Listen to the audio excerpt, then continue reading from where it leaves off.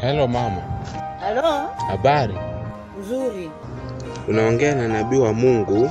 Nabii?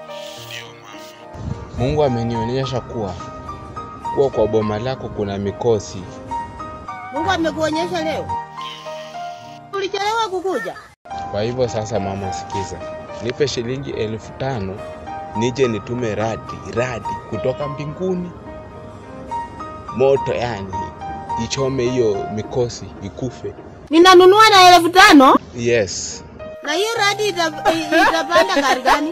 Yes mama, sikiza. Si tunanunua, mimi ni nabii wa Mungu. Naomba. Mimi nilitaka nisimame mahali hiyo radi ikikuja niende niilaki, sijui itakuja kwa pikipiki ama kwa gari ama kwa motorbike sijui. Sikiza mama, unataka shida zikuondokee kwenye maisha yako ama? Usiniletee wasiwasi katika boma yangu.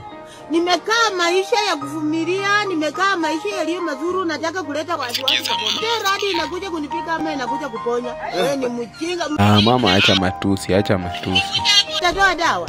Uache upumbavu, uache kutembea mkileta mambo ati mimi nabii wa Mungu. Nabii wa Mungu. Si mimi mwenyewe najiombea.